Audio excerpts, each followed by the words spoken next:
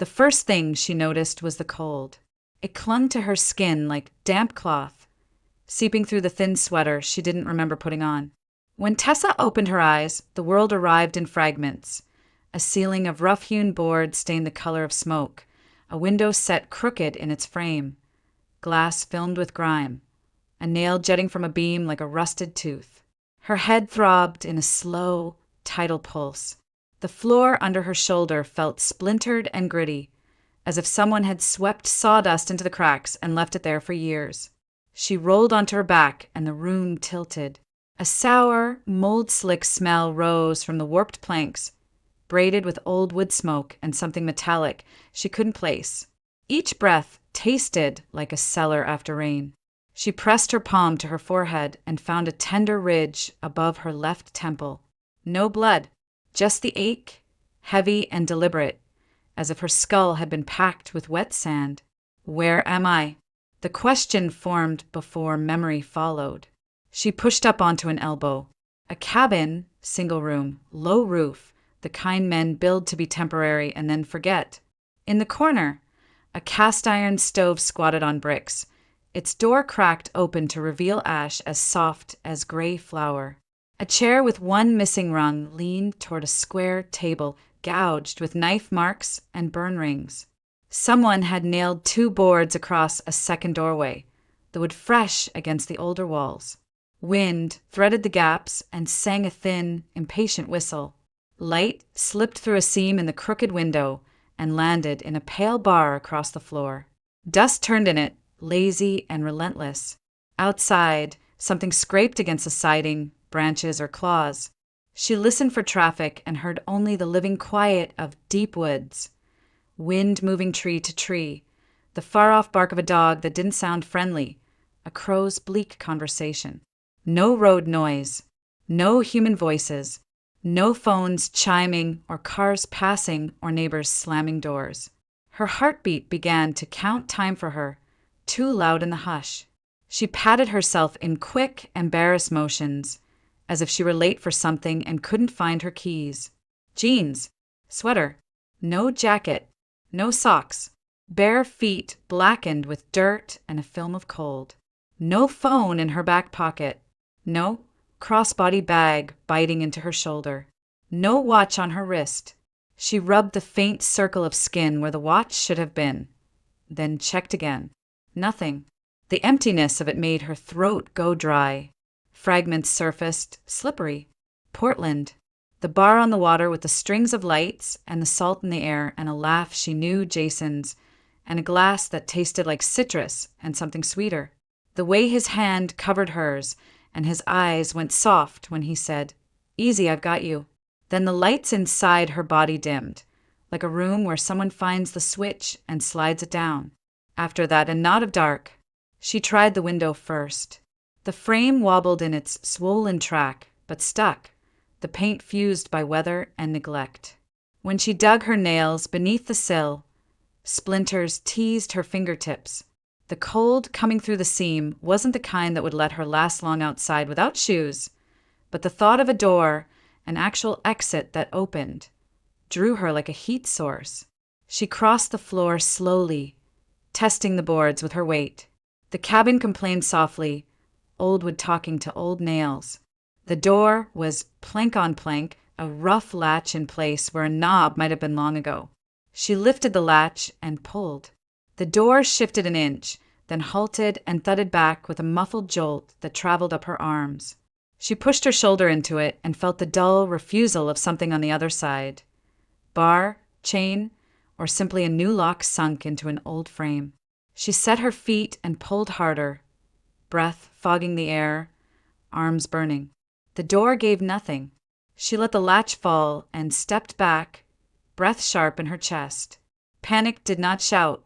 It arrived as a precise rearrangement of sensation, as if a lens had been snapped into place and everything sharpened at once. The grain of the wood, the moth wing caught in a spider web above the stove, the rhythmic tap of the loose board in the window frame. She looked again for anything she could use. The chair, too light. The table, heavy but bolted to the floor with 2 bent railroad spikes. The stove poker near the hearth, its handle red with rust. She wrapped her fingers around it. The metal stung her palm with cold and left a fine orange powder on her skin. "Think," she whispered, surprising herself with the sound of her voice. It came out hoarse, a stranger's voice in a room she did not own. She pictured Lucille's kitchen, the clean white tile, the calm order of cups, the morning light, and then Jason's mouth shaping a lie she had believed until it wasn't one. The thought jittered in her bones and made her knees feel unreliable. She went to the window again. From up close, she could see where rain had chewed at the putty, where the glass no longer met the wood as it should. The lower left corner had a hairline crack. If she could pry the putty out, she might ease the pain free. She slid the poker's tip between the frame and the glass and levered gently. The wood groaned. The crack in the glass lengthened with a tiny, brittle sigh. She stopped, teeth clenched, listening for footsteps. Nothing. Only wind and the long breathing hush of trees. Her bare toes curled against the cold floor. She pressed again, slower. The putty flecked away. A sliver of glass loosened and nicked the pad of her thumb. The sting was immediate, bright. A bead of blood welled, and she sucked it away, tasting iron over mold. She kept working, inch by inch, until a wedge of air opened and the cold came in cleaner, smelling of pine and wet leaves. Outside, the light had shifted, the kind of thin, colorless brightness that belongs to late morning in overcast country. Time had moved without her. A sudden sound cracked the quiet. A dog, closer now, barking with the authority of an animal that knows its borders. It was answered by another, lower voice, the fence-line kind of bark. She froze, one hand on the frame, the other holding the poker like a clumsy tool. The barking cut off mid-syllable, replaced by the irregular crunch of footsteps on damp ground.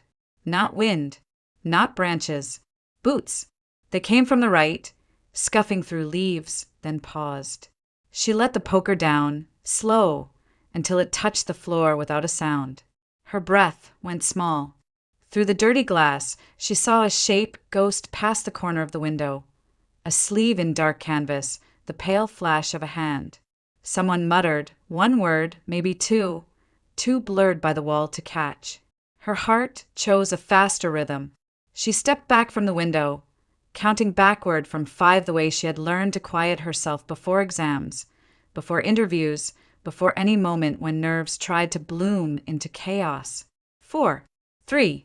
The footsteps moved again, closer to the door, then away, then back, as if the person were pacing the short stretch of packed ground that served as a yard. She considered the table, the chair, how to wedge the chair under the latch, how to brace the table against the door if they tried to force it. Her mind kept sliding back to absence. The phone that wasn't in her pocket, the watch that wasn't on her wrist, the bag that wasn't on the table where she must have put it down to take off her shoes. Shoes she didn't have anymore. Without those objects, she felt unguided, stripped of the little anchors that kept ordinary life in place. The footsteps stopped. Silence gathered again, as if the trees leaned closer to hear. Then a voice, male, came clear through the thin wall, flat, matter-of-fact, not raised to be cruel and therefore worse. "She'll sleep till dusk." The voice outside didn't fade. It drifted past the window again, then closer to the wall. Tessa froze, one hand still on the splintered frame. Her heartbeat felt misplaced, up near her throat instead of behind her ribs. Another voice answered, lower, older, and calm. "Jason said no one's to come near her till he calls." Her skin tightened. Jason. The name landed like a stone dropped into still water, the ripples reaching every part of her. She edged nearer to the window, crouching so her eyes met the narrow seam between 2 boards. Through the dirt-smeared glass, she saw outlines, 2 men, jackets dark with rain, one smoking, the other kicking at the ground with a boot heel. Their truck, a dented blue Ford, was parked beyond the treeline. The smoker laughed, the sound sharp. "He's sure she told the old lady where the thing is?" "Yeah," the other replied. "That platinum plate, some award or whatever." He said it's worth a fortune if you know where to sell it. She keeps it in the house on the piano. The world narrowed to the breath in her chest. Aunt Lucille. The plate, silver white, heavy as history, was Lucille's one treasure, a lifetime ago, gifted after her final performance in New York. Tessa had dusted it as a child, knowing only that it shimmered when the light hit it right. The smoker exhaled toward the trees. You think the old woman's gonna fight back? Nah, the second man said, spitting. She's what, 70? Won't resist much. He said to go easy if she does, but you know how it goes. The sound of their laughter folded into the rustle of wind. Tessa's mind refused the words even as she understood them. Jason, her Jason, had sent these men. He had sent her here. The memory of his face, calm, amused, affectionate, flashed through her like a photograph, catching fire. She pressed her knuckles to her mouth. Her breath shook against her fingers. It made no sense. He had kissed her forehead before that drink, called her sweetheart, said they'd drive north for the weekend, a cabin getaway. She'd believed him because love had already rewritten her logic. Outside, one of the men circled toward the truck. He'll text when it's time. Wants us to hit the house around sunset. Tonight. Yeah, by then the girl'll be out cold. Said he dosed her enough for 12 hours. Dosed. The word scraped something raw inside her. The drink. The sweetness that had numbed her tongue. The smoker flicked ash into the mud. Crazy bastard. Risky pulling his girlfriend into this. He said she's not his girlfriend anymore, the other answered. Said she's stupid enough to keep her aunt's keys in her purse. Tessa's knees gave a little. She caught the edge of the table, steadying herself. A wave of nausea rose from somewhere deep, heavy as sea swell. They were going to her aunt's house. They were going to hurt Lucille. She crawled back toward the stove, where the shadows held her like a shroud. The cabin seemed smaller now, air thick with the odor of rot and smoke. Through the boards, the men kept talking mundane, practical details, like grocery clerks listing produce. Lock the door again before you go, one said. We'll be back around 7. She'll still be out. Their boots scraped, then receded. A door slammed. The truck engine coughed, grumbled, and pulled away down the unseen road. Silence followed, vast and unreal.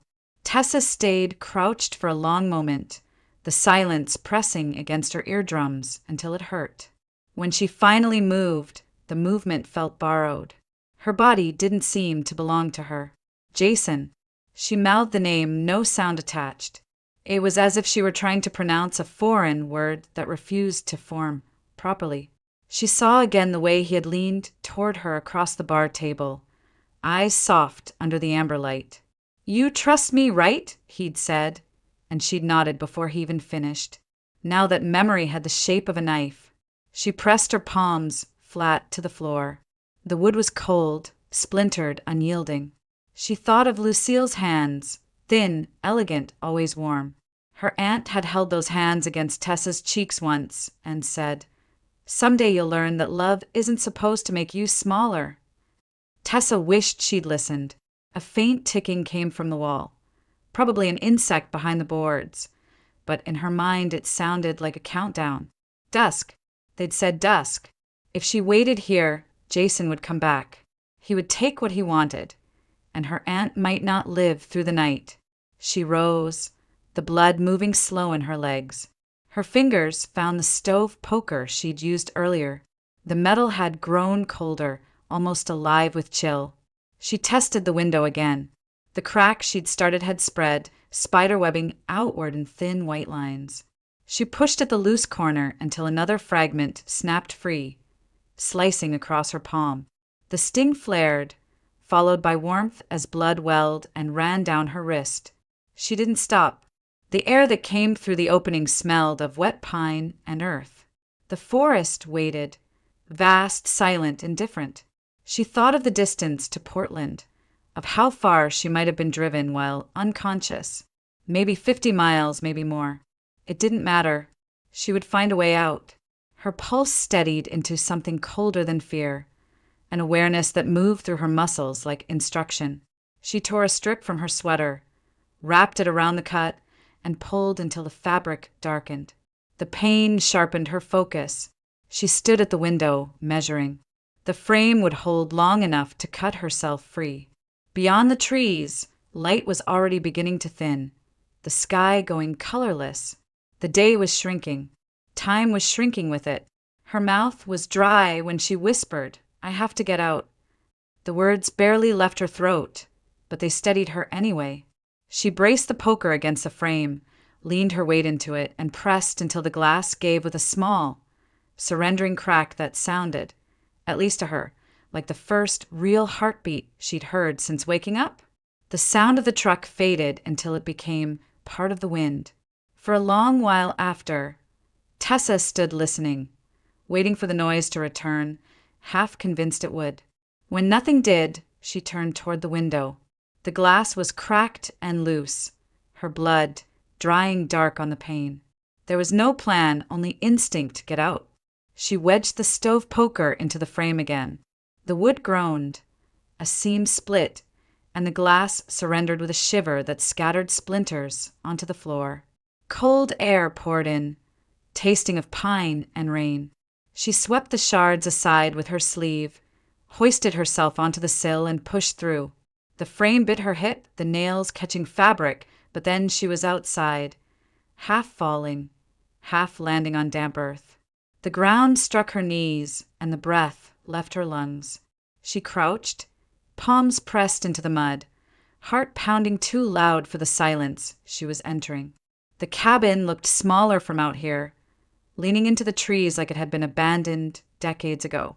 No lights, no voices, only the groan of wood in the wind. Tessa forced herself to stand. Her bare feet sank into the cold ground. The first step tore skin from her heel.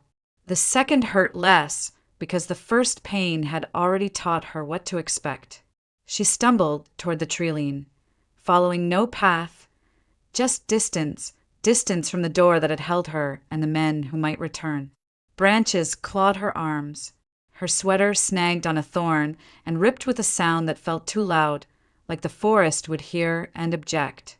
She pulled free and kept moving, slower now, trying to quiet the noise she made. The air smelled of wet bark and something faintly animal. She didn't look back until the cabin vanished behind her. Then she let herself breathe. The forest wasn't thick, but it was endless. Pines standing close, their trunks dark with rain. Patches of moss glowed dimly in the gray light. Each step was a negotiation between pain and balance. Pebbles pressed against raw skin, leaves slick underfoot. Somewhere far off, a bird called, the sound both alive and lonely. She didn't know where the road was. She didn't even know if there was one. They could have driven her north, west, anywhere past the city limits. The thought made her chest tighten, but standing still wasn't an option. A branch cracked behind her. She froze. Silence. Then another sound, a bark, sharp and impatient. A dog. Tessa's pulse stumbled. She scanned the trees and saw nothing, but the bark came again, closer this time, followed by the metallic rattle of a chain. She dropped to her knees, crawled behind a fallen log slick with lichen, and pressed her back to it.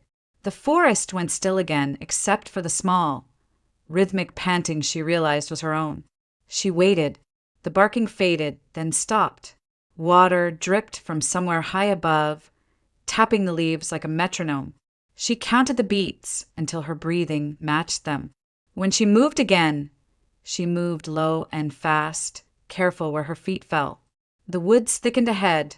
Between the trunks, she saw the shape of another structure. A shed, maybe, or an old animal pen. She hesitated, then went toward it.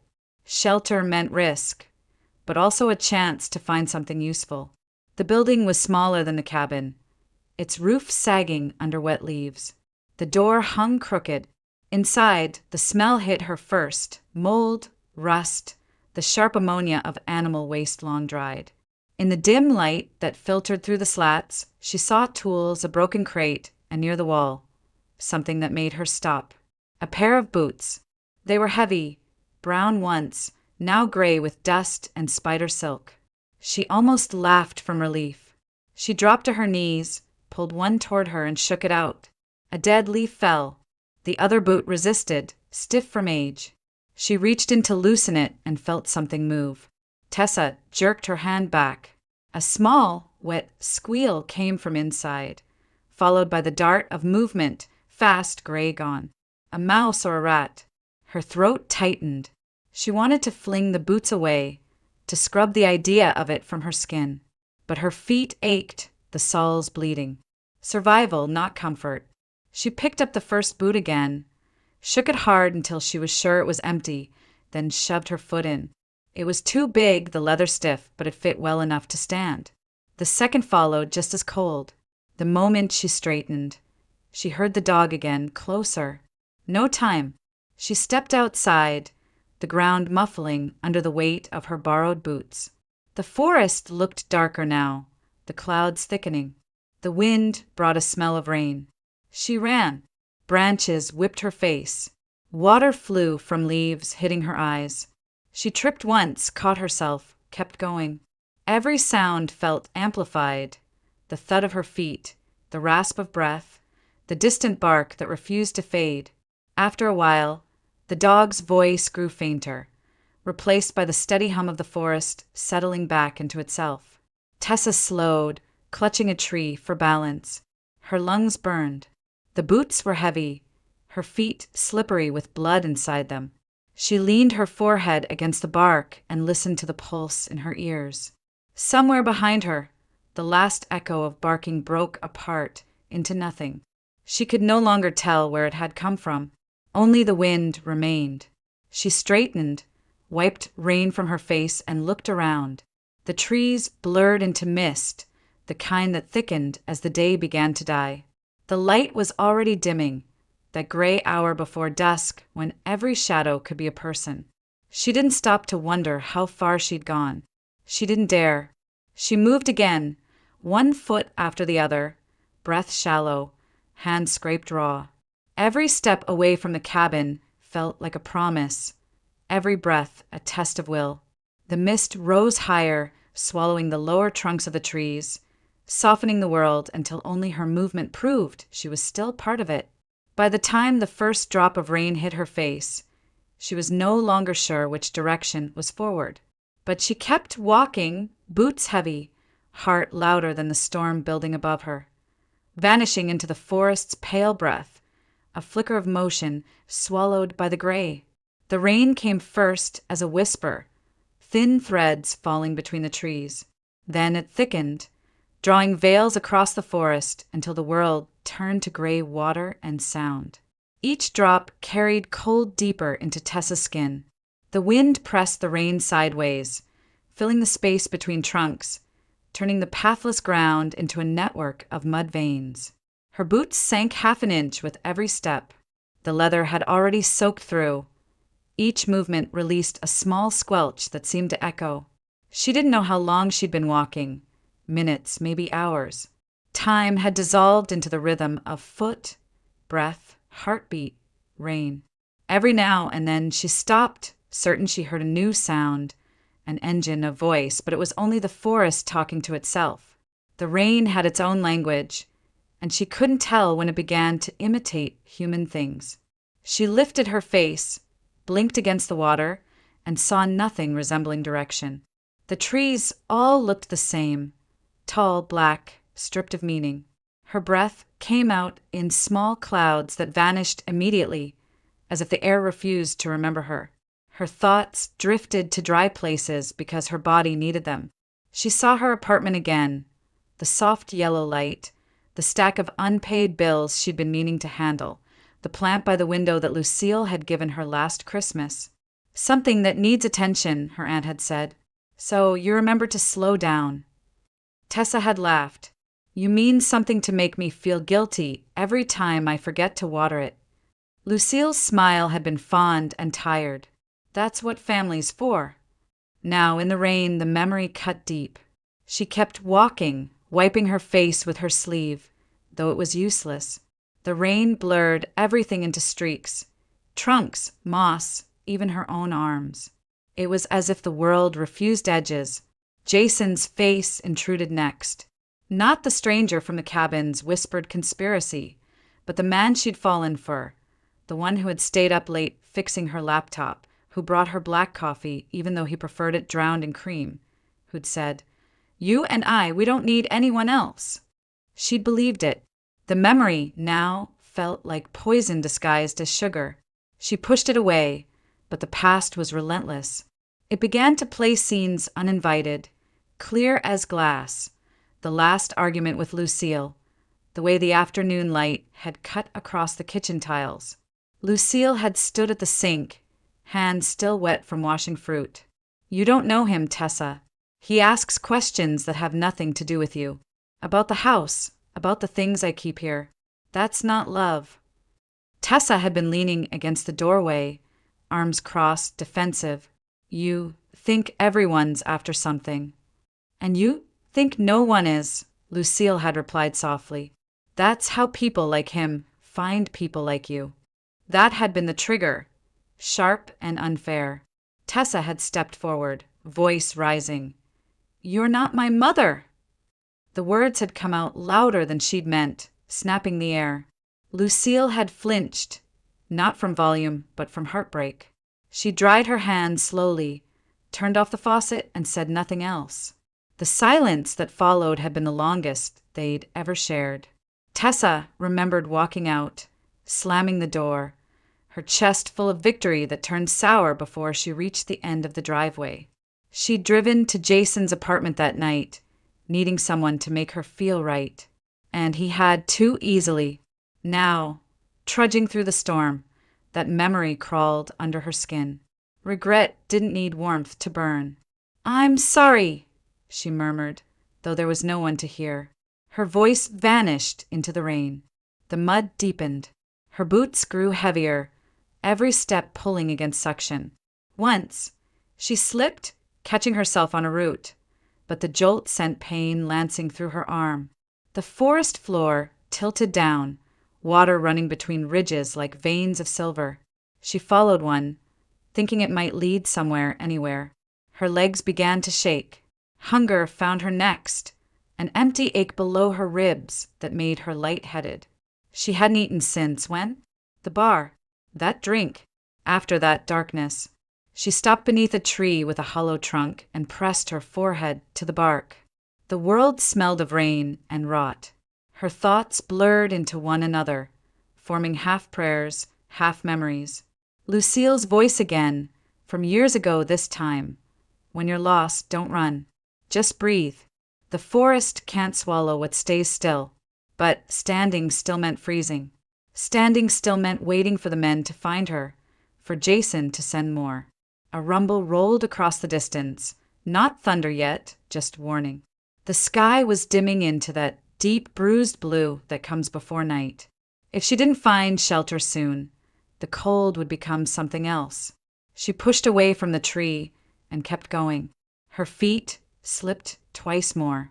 The third time she went down hard, knees striking rock beneath the mud. Pain flared up her thigh and into her hip. She groaned, biting her lip, tasting metal again. For a moment she stayed there, breathing through it, letting the rain beat against her back. The world swayed. Her eyes wanted to close. She shook her head hard, forced them open. "Not yet," she whispered. The thought of Lucille's house, warm kitchen, the plate on the piano, the woman who had raised her when no one else would, became the rope she clung to. She imagined Lucille waiting by the window, hair pinned back, humming absent-mindedly as she brewed tea. That image kept Tessa moving even when her body no longer wanted to. Her breathing turned ragged. The trees blurred again, not from rain, but from tears she didn't notice until they mixed with the water on her face. The sound of her heartbeat grew heavy, each thump echoing inside her ears. She took another step, then another. Her balance wavered. The forest tilted. She tried to think of something solid, something real, a street name, a landmark, but the rain erased everything. The edges of her vision darkened. Her legs buckled. The mud caught her like cold hands. She hit the ground sideways, too tired to curse. The smell of earth filled her nose, wet and ancient. For a moment she lay still, rain beating on her cheek, her hair plastered to her face. The sound of it was endless, 1,000 soft impacts merging into one low hum. She heard her heartbeat then, slow, uneven, like something trying to remember a rhythm it once knew. Her last thought before the dark pressed in was of Lucille's hands on her shoulders, gentle but firm, saying, "Find your way home, Tessa." Then the world dissolved into rain and heartbeat and nothing else. When the rain softened into a mist, memory came to fill the silence it left behind. It didn't arrive gently. It poured through Tessa's mind like floodwater breaching a dam, dragging the past out of the dark corners where she'd tried to bury it. She saw her mother first, Evelyn, smiling from behind a camera's flash, lips painted the color of cherries, skin glowing with the kind of beauty that always made people stop mid-sentence. Evelyn Morgan had been the kind of woman who believed the world owed her attention, and for a while it did. She was young, reckless, and dazzling, a model whose face had graced perfume ads and department store posters from Portland to New York. But beauty was a currency that depreciated fast, and Evelyn spent hers carelessly. When the job slowed, she chased men who promised her a softer landing. The last one promised Paris, and instead left her with a baby and a hospital bill she couldn't pay. Lucille, her older sister, was the one who came to the rescue. She had been studying opera in Boston, already earning small roles, her voice praised for its rare warmth. But when the hospital called, when she saw the infant Evelyn couldn't even look at without trembling, she didn't hesitate. She signed the forms, moved back to Maine, and took the baby home. Tessa had grown up on the echo of that decision.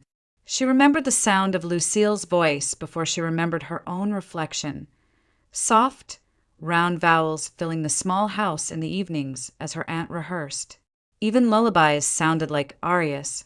Lucille's love wasn't dramatic.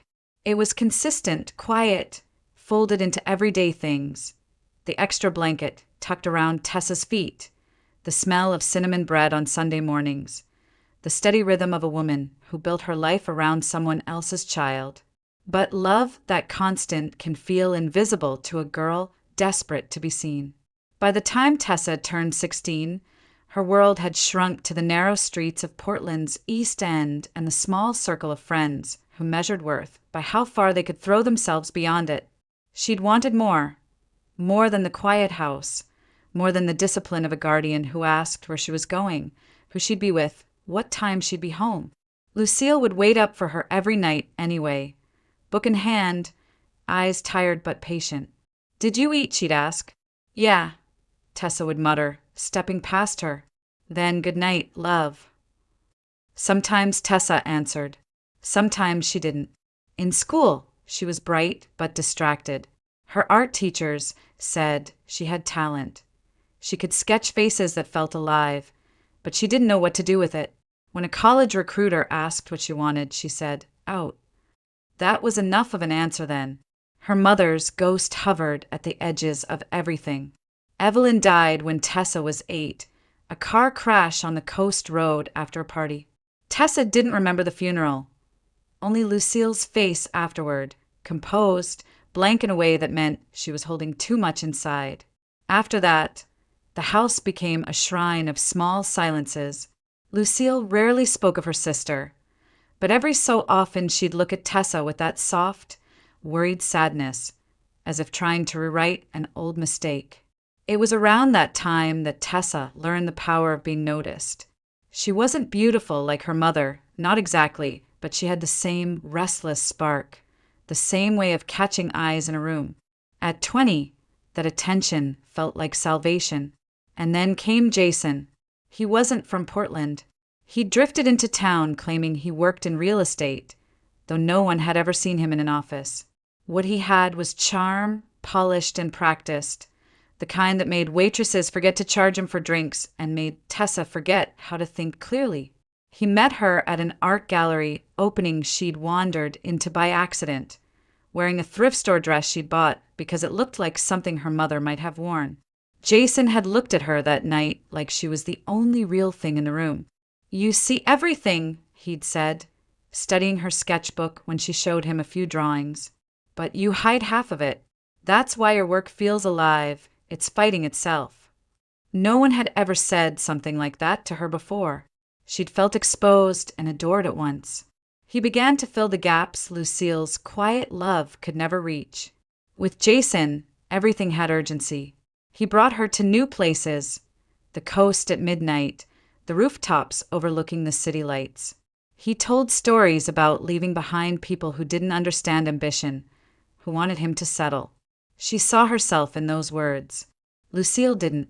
At first, she'd stayed polite, invited Jason for dinner, asked questions that were all concern disguised as conversation.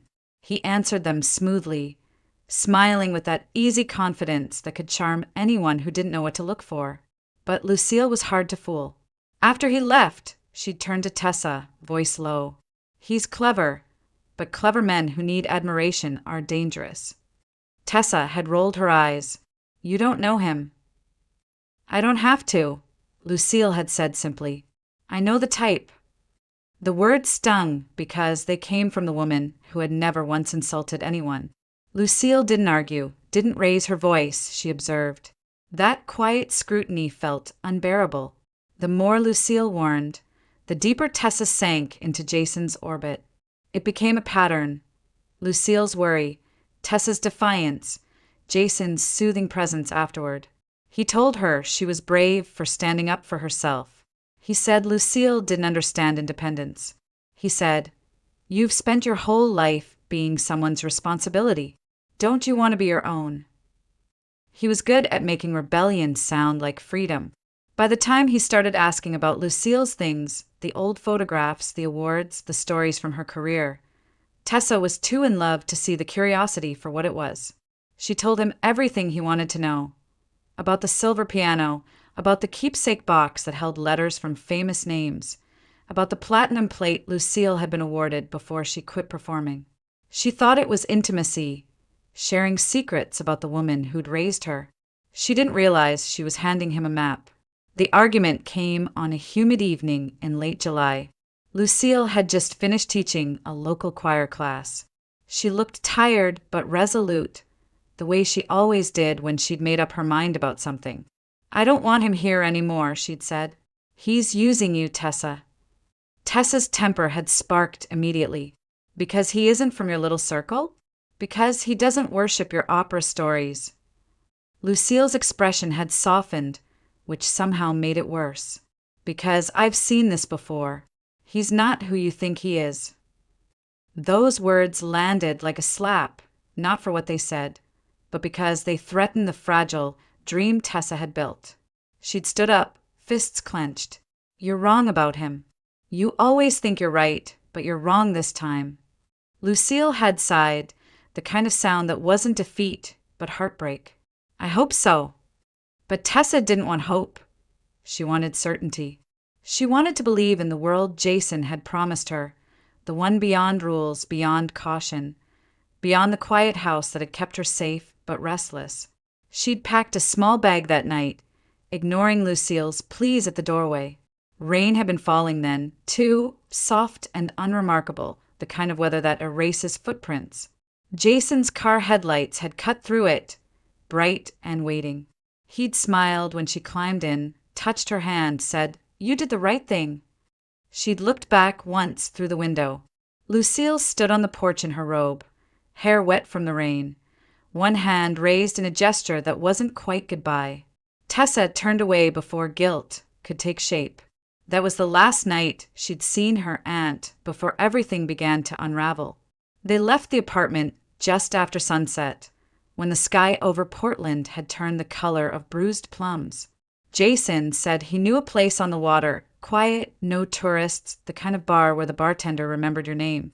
He drove with one hand on the wheel and the other resting easy on Tessa's knee, the gesture gentle enough to pass as comfort. Streetlights slid over the windshield in thin, broken bands. The smell of the bay came in through a cracked window, salt and diesel and low tide. The bar was wedged between a bait shop and a shuttered boathouse, its sign a weathered plank with a gull painted in flaking white. Inside, everything was close and dark, knotty pine walls, a ceiling fan clicking a steady beat, a jukebox that looked like it had been retired since the first Bush administration. A few men in rain jackets hunched over their beers. The river beyond the back windows moved in long, metallic sheets. Jason steered her toward a corner table. "Told you," he said, smiling. "Local secret." The bartender, gray ponytail, Red Sox cap, gave Jason a nod like they'd met once and decided it was enough. "What are you having?" "2 house specials," Jason said before Tessa could speak. "Make hers with the good stuff." The man smirked. "There's only one kind of stuff." They sat. Jason reached across the table and covered Tessa's hand with his. "You doing okay? You looked tired earlier. Work beating you up again?" "I'm fine," she said. It was mostly true. She hadn't slept well the night before. Lucille's face kept appearing when she closed her eyes, tired, disappointed, that soft expression that made Tessa feel both loved and judged. She pushed the thought away. Jason squeezed her fingers. "You deserve better than stress and guilt. Trust me, okay? We're getting out of this city for a couple days. I found a place up north. Woods, a lake. No one to bother us." "Like a cabin?" she asked, half teasing, picturing quilts and board games and the uncomplicated comfort of being wanted. "Exactly." He leaned back as the bartender set down 2 wide rocks, glasses bristling with citrus. The liquid inside glowed a deep coral red, sleek as lacquer. "Special mix," Jason said. "You'll like it." She lifted the glass. The rim smelled like orange peel and something floral. The first sip was summer, sweet, bright, a little bitter at the end. "What is it?" "Trade secret," Jason said. "Finest in the house." He watched her over the rim of his own glass, eyes soft, mouth tilted in that almost smile he used when he wanted her to feel like he was sharing a joke only they understood. She smiled back, a reflex.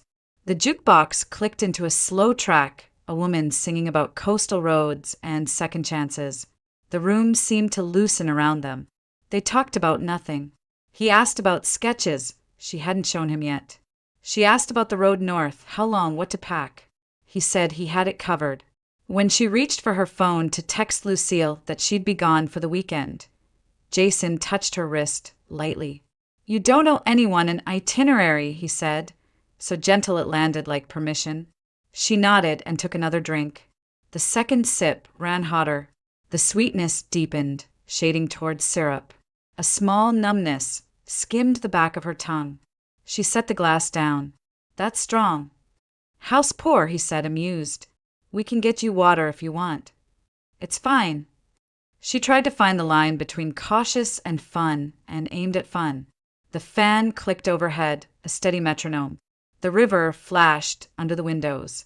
Jason told a story about getting stuck on a back road in a snowstorm and being rescued by a guy with a plow and a Labrador that wouldn't stop howling. He did voices, she laughed. The laugh felt a half-second late. She reached for the glass again, without thinking. The third swallow was colder, then warm in a way that moved too fast. Her head floated a fraction above her spine. She blinked, and the room pulled back a little, like a camera dollying away while keeping her face centered. "Slow down," Jason said, smiling as if he were teasing, but his eyes stayed fixed on her. "You're not trying to outdrink me, are you?" "Not a chance," she said. She meant it as lightness. The words missed their mark, came out softer than she'd intended. Heat gathered at the base of her skull. It spread in a thin sheet, reached her ears, slid behind her eyes. She took in a breath, and the breath came shorter than she expected. The bartender moved along the counter and left a thin, wet trail with a rag. The trail seemed to shine too brightly, as if the room had decided to highlight small things and neglect the rest. "Maybe water," she said. "On it." Jason rose and went to the bar. The world jogged when he stood, a gentle jump. She steadied her elbows on the table. Her phone had slid under her bag strap. When she reached for it, her fingers misjudged the distance and touched only wood. He returned with a glass of water, slid it toward her. "Here you go, champ." She took a mouthful. It tasted faintly metallic, like the air after lightning. He watched her drink. She registered it distantly, as if seeing herself from just outside her body. Girl in a corner booth, boy smiling, rain starting again beyond the window, the fan clicking, clicking, clicking. "Jason," she said, because his name seemed like a thing she should be able to hold. "What's in?" She meant the cocktail. The sentence took a turn and didn't arrive. "Citrus, bitters, a little something to smooth the edges," he said easily. "You're safe." That last word opened and shut like a door in her head. Safe. The music sounded far away now. The men at the bar were outlines. Jason's face had moved closer without crossing the distance. He touched her cheek, thumb gentle. "You look tired." "I am." The room tipped, a soft, slow pour. She gripped the table edge, and the wood felt both too smooth and too far from her hands. "Let's get you out of here," he said, voice calm. "Fresh air will help." He stood, lifted her bag, draped her jacket over his arm as if she'd asked him to. When she tried to rise, her knees offered suggestions instead of support. He slipped an arm around her waist. "Got you." The night air hit her and did nothing. The river was black glass. The parking lot lights made halos in the mist. He guided her toward the car, door already open, seat already angled back. She thought of the text she hadn't sent. She thought of Lucille standing by the window in a robe, hands wrapped around a mug. She tried to shape a word and got breath instead. "Sleep," Jason murmured, buckling her in. He kissed her forehead, the gesture practiced. "We'll be at the cabin before midnight." Cabin, she thought. A good word. It held quilts and quiet and the promise of waking up without alarms. As the car moved, streetlights stitched a pattern across the roof liner. Her stomach rolled once, angrily, then settled as if it, too, had been persuaded. City edges gave way to dark lanes. The hum of tires became part of her bloodstream. When she turned her head, the world lagged. Jason's profile was a cutout against the dash glow. He drove with both hands now, mouth set in a neutral line. She wanted to ask him to turn around. She wanted to say she'd changed her mind, that she wanted to go home and be small and safe in the house with the piano and the plate and the woman who had never once left her. But her lips were a fraction too slow for the thought. She slept, or something like it. Not a descent. More like someone drew blackout curtains across the inside of her skull. When she surfaced again, it wasn't morning. It was the sound of a door. Cold. The smell of wet wood. Her cheek against something rough. She turned, and the world didn't come with her. A rectangle of dark was open, then shut. Footsteps moved, thudded across planks. A latch settled. The quiet afterward wasn't the quiet of the river. It was the quiet of a place the world had forgotten. She reached for her phone and touched nothing. She sat up and her stomach pitched. The room spun once, then steadied into a shape she half recognized from stories. Cabin, single room, stove table. A window bent out of square, webbed with grime. Her shoes gone. Her bag gone. Her watch gone. The cold holding her like a wet sheet. Memory came back in pieces, sliding into position. Jason's hand on her knee. The coral drink. The word safe.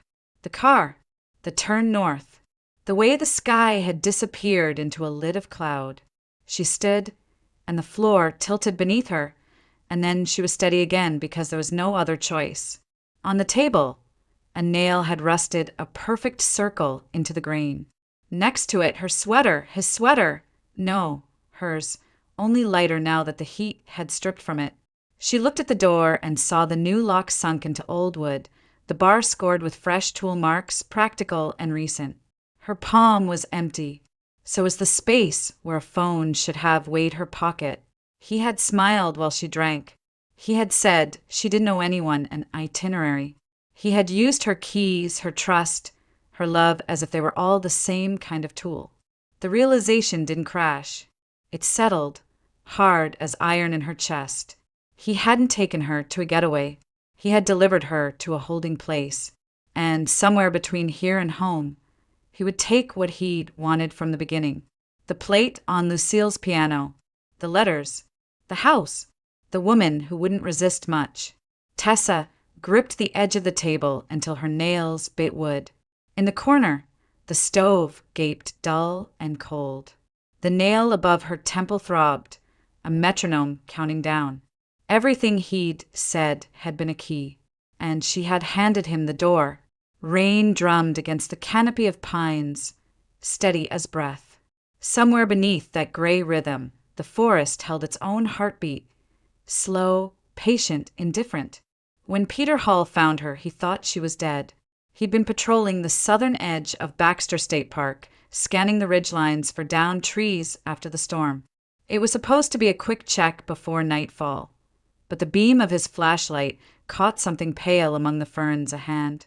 Mud-streaked, fingers curled loosely, nails blue with cold. "Hey," he called, voice steady out of habit. "Hey there." No answer. He crouched beside her, brushed the wet hair from her face, and saw the shallow rise of her chest. Alive, barely. Her lips trembled with each breath. Her boots were soaked through. One was missing a lace. He pressed 2 fingers to her neck, counted, and exhaled. "Jesus." He shrugged off his jacket, wrapped it around her, and lifted her as gently as he could. She was lighter than he expected, her head lolling against his shoulder. The nearest road was half a mile away. By the time he reached his truck, his arms burned and his knees ached, but she was still breathing. He laid her across the back seat, turned the heater on full, and drove toward his cabin, the only solid shelter within 15 miles. When Tessa woke again, it was to warmth. A fire crackled somewhere nearby, the sound sharp and irregular. She blinked at the ceiling, logs stacked in clean lines, a lantern hanging from a hook. A quilt covered her up to the shoulders. It smelled faintly of cedar. She shifted, and pain came alive in her muscles. A deep, dull protest. The motion caught Peter's attention. He was sitting at a small table near the stove, radio in hand. "Easy," he said, standing. "You're safe. Found you out by the ridge." Her voice scraped when she tried to answer. "Where am I?" "My cabin," he said. "I called in an emergency to dispatch. Storm's got the line patchy, but they'll get a ranger unit out here soon." He poured water into a tin cup and knelt beside her. She drank greedily, the cold shocking her throat. When she finished, he looked her over again. "You been out there long?" "I don't know." He nodded, reading the truth in her face. His expression softened, a mixture of curiosity and caution. "You hurt anywhere?" "Just cold." He handed her another blanket. The firelight threw patterns across his face. Early 40s, maybe clean-cut but tired, the kind of man whose life had settled into solitude. "I'm Peter," he said. "You got a name?" "Tessa." She hesitated. "Tessa Morgan." "Well, Tessa Morgan, you picked a hell of a night to wander into the woods." Her lips parted. She wanted to laugh, but what came out was a trembling exhale. "I didn't wander." He raised an eyebrow. "Then what happened?"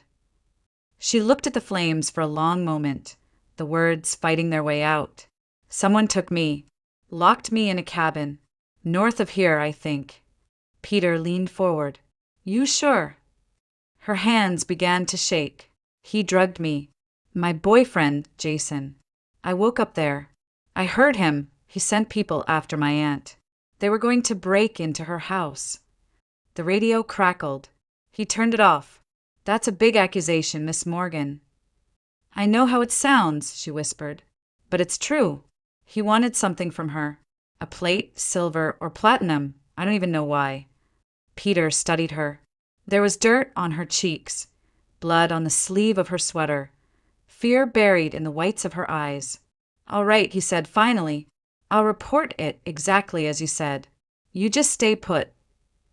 He moved to the counter, picked up the radio again, and adjusted the dial. Base, this is Hull. I've got a female, mid-20s, found near Ridge 14. Says she was abducted, possibly drugged. Needs transport and medical. The response came through static. Copy that, Hull. Weather's closing in. Closest units, an hour out. Understood.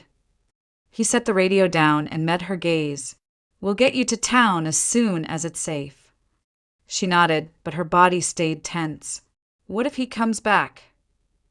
Peter shook his head. He doesn't know you're here. I'll keep watch. He poured her a bowl of soup from the pot on the stove. The smell of potatoes and onions filled the room. When she tasted it, the warmth made her throat ache with relief. After a few minutes, he spoke again. You said you woke up in a cabin. Can you describe it? It was old, she said quietly. One window. A stove. They nailed the door shut from the outside. Two men. I heard them talking. Jason gave them orders. Peter frowned. You remember any names?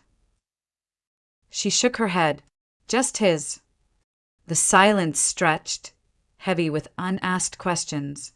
He didn't press further, but his eyes stayed thoughtful, part disbelief, part concern.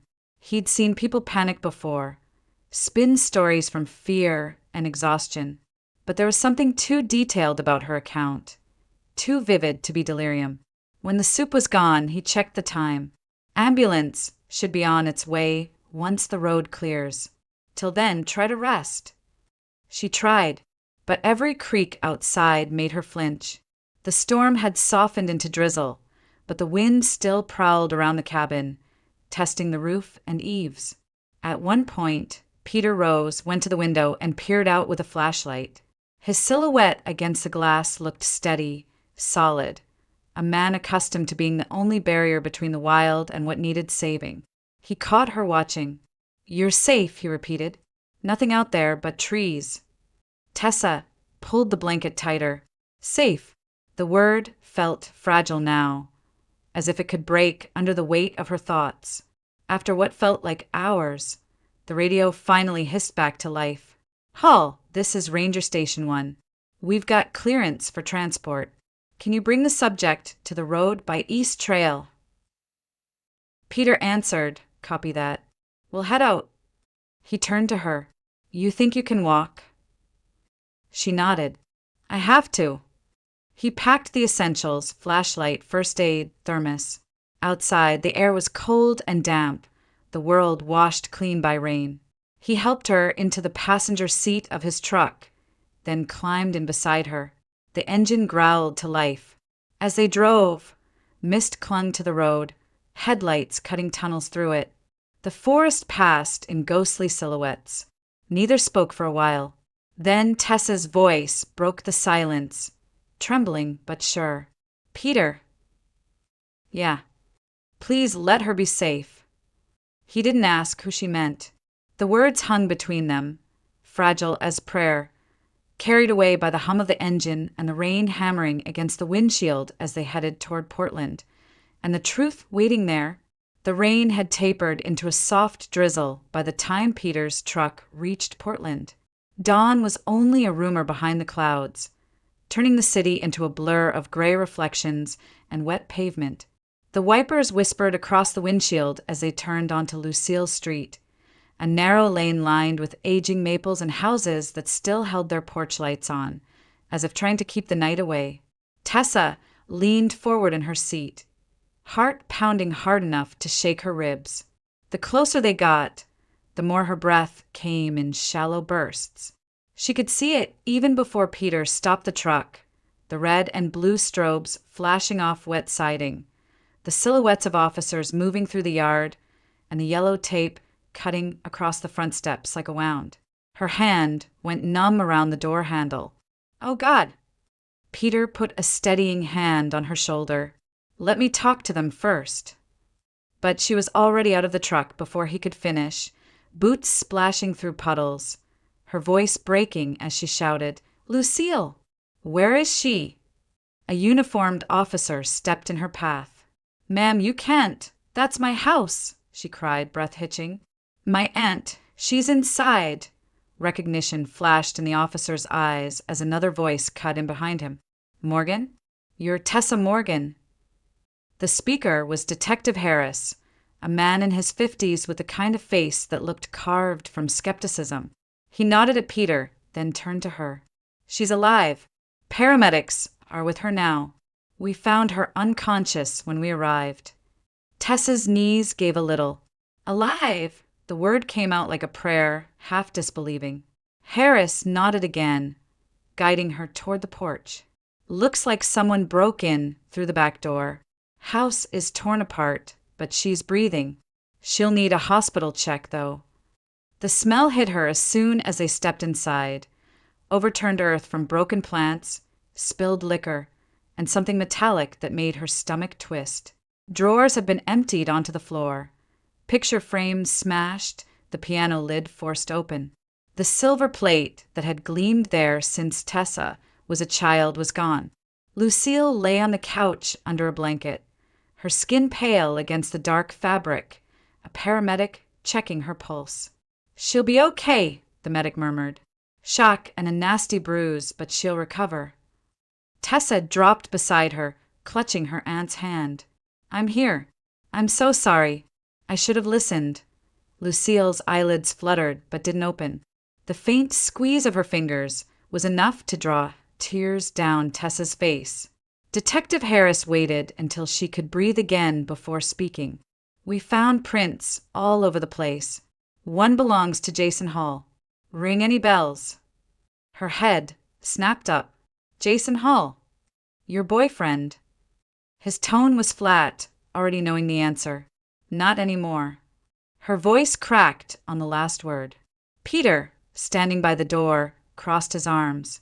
You'll want to get her to a hospital, detective. She's been through hell. Harris nodded, motioning to a younger officer. Take them both in. We'll have an ambulance. Meet them halfway. At the hospital, fluorescent lights painted everything too white. The warmth that should have meant safety only made Tessa feel exposed. Nurses spoke softly, efficiently, for vitals, temperature. When the doctor said she'd been drugged with a mild sedative mixed with alcohol, Tessa barely reacted. The information slid across her mind like rain over glass. A social worker asked questions. So did the police. She answered them all, voice calm, detached, the story unfolding piece by piece. The drink, the cabin, the men, the escape, the rescue. Every time she said Jason's name, something in her chest turned to stone. Detective Harris came by later with news. We've got him, he said, dropping a folder onto the table beside her bed. Picked him up outside Augusta about 2 hours ago. Tried to pawn some antiques to a dealer who thought they looked too clean. One of them matched a description from your aunt's inventory. Tessa stared at the folder without opening it. He didn't even get far. No, Harris said, but he would have if you hadn't made it out. That night, when Lucille was transferred to the same hospital, Tessa sat by her bedside. The older woman was awake but weak, her voice no more than a whisper. You came back. I never should have left, Tessa said, tears sliding down her cheeks. Lucille's eyes softened. We all leave when we think love will save us. The trick is knowing when it won't. 2 days later, the Portland Police Department brought her in to give a final statement. Jason was already in custody. The interrogation room smelled faintly of coffee and disinfectant, a sterile cage of gray walls and bad lighting. They let her watch from the other side of the one-way glass. He looked smaller than she remembered, sitting there in his cuffed wrists and prison-issued sweatshirt. But the smirk was still there, that easy, practiced charm, stripped of context. He leaned back in his chair, eyes fixed on the detective who questioned him. When Harris asked why he did it, Jason laughed softly. You think I'm stupid enough to answer that without a lawyer. But there was a glint in his gaze that wasn't defiance, it was satisfaction. As if part of him still believed he'd won something. Harris pressed. You drugged her, Jason. You set 2 men on her family. You nearly killed an old woman for a piece of metal. What was it worth to you? Jason shrugged. Enough to try. From behind the glass, Tessa's reflection hovered over his image. Pale, worn, unrecognizable. She stepped closer, watching the man who had once kissed her forehead and promised her forever. For a brief moment, Jason looked up. Their eyes met through the mirror's illusion, and the smirk faltered. Just a flicker, but it was enough. When the session ended, Harris turned to her. You sure you're up for this? I need to be, she said. They led her into the room. Jason's gaze shifted, calculating, but she met it steadily. The silence between them stretched, sharp as glass. Finally, she spoke, her voice low and even. You took everything from me, Jason, but you'll never touch my peace again. He smiled, a weak, bitter curve. That's so. She didn't flinch. That's so. The officer signaled for him to be taken away. Chains clinked. The door closed behind him with a final, heavy sound. Tessa exhaled, long and steady, like someone who had been holding her breath for years. The sound of it filled the empty room. For the first time since the night of the river bar, the air around her didn't feel borrowed. It felt like hers again. A month passed before the house on Elmwood Lane began to feel alive again. The yellow police tape was gone, the broken glass replaced, and the piano, its lid once pried open by strangers, sat closed beneath a vase of fresh lilies. The scent drifted through the rooms, soft and clean, like the first breath after a storm. Lucille had recovered faster than the doctors expected. There was still a faint bruise near her temple, a reminder of the night chaos found their quiet street, but her eyes had regained their calm brightness. She moved slowly now, cane in hand, but her voice was strong enough to fill the kitchen again when she hummed while brewing tea. Tessa lived there with her, sleeping in her old room under the eaves, surrounded by the same wallpaper she had once begged to paint over. Some mornings she woke before dawn and lay listening to the tick of the old clock in the hall, the soft creak of Lucille's footsteps, the wind moving through the maples outside. It was a fragile kind of peace, but it was real. Her days were divided into small acts of rebuilding. Therapy twice a week at the community clinic downtown. Walks through the park when the air was clear. Calls from Detective Harris updating her on the legal proceedings she no longer needed to attend. The nightmares still came sometimes, dark rooms, locked doors, the sound of Jason's voice whispering her name, but they no longer owned her. Peter visited most weekends. He never stayed long, just enough time to check the gutters or repair the warped boards on the porch. He'd bring coffee in a thermos and a half-smile that always seemed to belong more to the forest than the city. The first time he came after her therapy session, she'd been weeding the garden, her hands buried in damp soil. You missed a spot, he said, kneeling beside her without waiting for an invitation. She glanced up, shading her eyes from the sun. You're a ranger, not a gardener. Same principle, he replied. Patience and observation. They worked quietly after that, pulling weeds, restoring neatness to the small patch of earth Lucille loved so much. When they finished, Tessa looked at her hands, streaked with dirt but steady. I used to hate this garden, she said softly. It always felt like something Lucille wanted me to care about, not something I actually did. Peter brushed the soil from his palms. Maybe it just needed to become yours, too. There was no rush between them, no sudden confession or cinematic pull. What grew instead was a quiet understanding. Two people connected not by tragedy but by survival. Sometimes they talked about ordinary things, weather, wildlife, the best kind of wood for a porch railing. Sometimes they didn't talk at all, and that silence felt like kindness. Lucille watched them with a knowing patience. She never teased, never pushed. Instead, she offered small encouragements disguised as errands. Peter, you're taller. Can you check the light fixture on the landing? Or, Tessa, dear, show him that old camera in the attic, the one that doesn't quite work. By mid-April, the rhythm of the house had settled into something that felt like home. Lucille's choir students had started visiting again, filling the rooms with off-key laughter and the soft shuffle of sheet music. The sound no longer startled Tessa, it made her smile.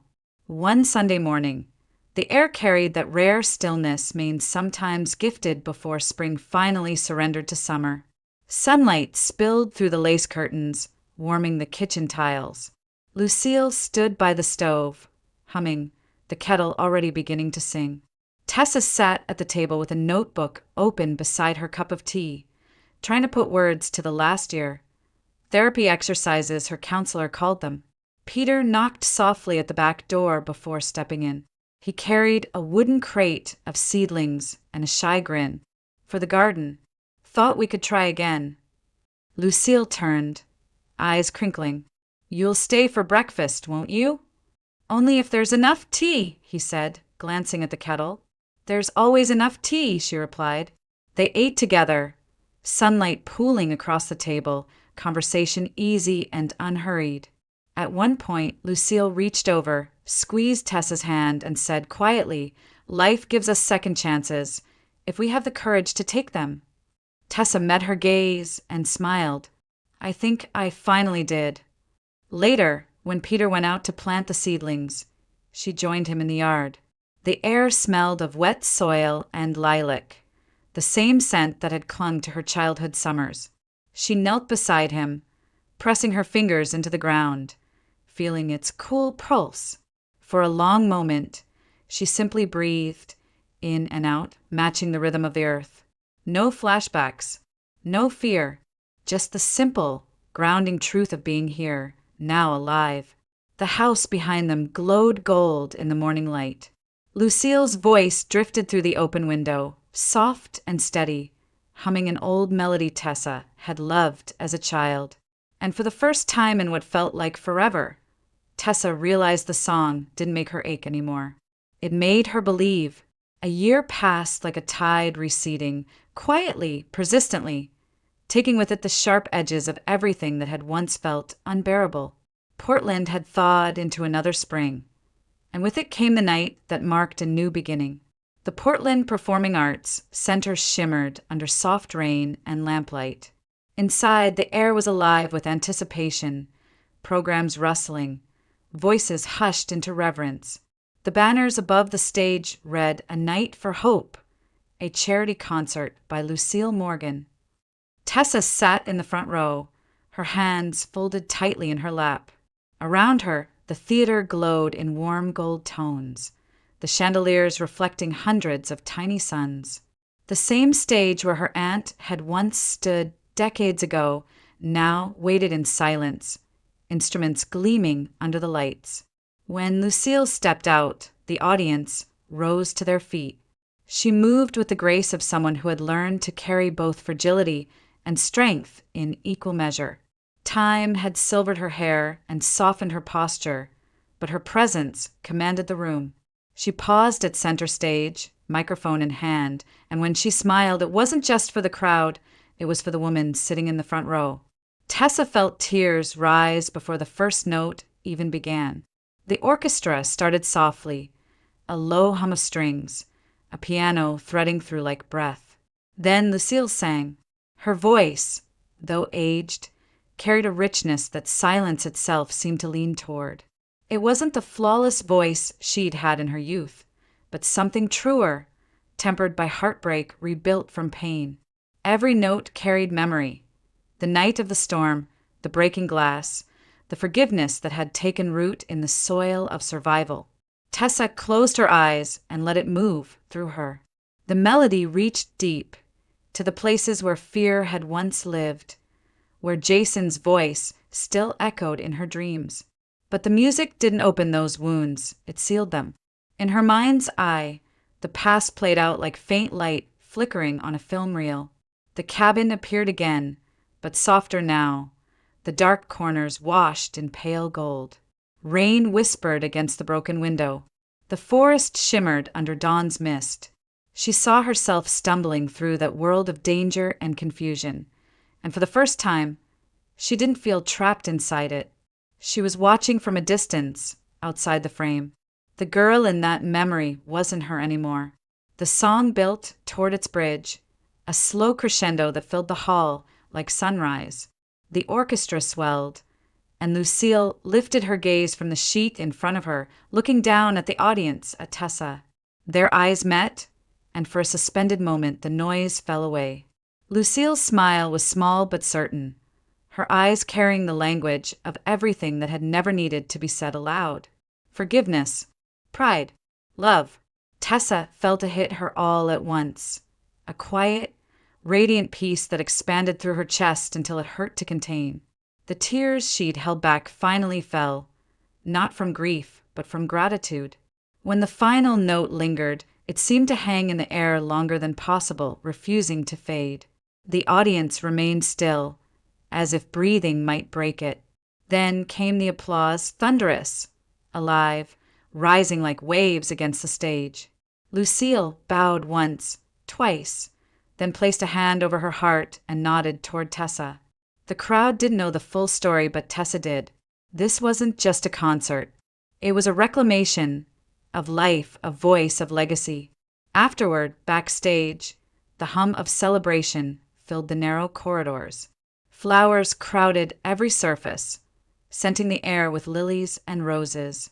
Lucille sat in a small dressing room, a blanket around her shoulders, a cup of honey tea in her hand. Tessa entered quietly.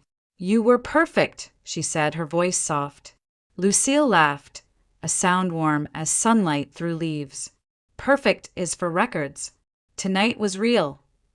Tessa knelt beside her, took her hand. "I think Mom would have been proud." "I think," Lucille replied, squeezing her fingers gently. She finally found her peace too. They sat together in silence, listening to the muffled applause still echoing from beyond the curtain. Peter arrived a moment later, smelling faintly of rain and pine. He handed Lucille a bouquet of wildflowers he must have picked himself. "Figured the fancy ones didn't stand a chance next to these," he said with a grin. Lucille chuckled, accepting them. "You always did have good instincts."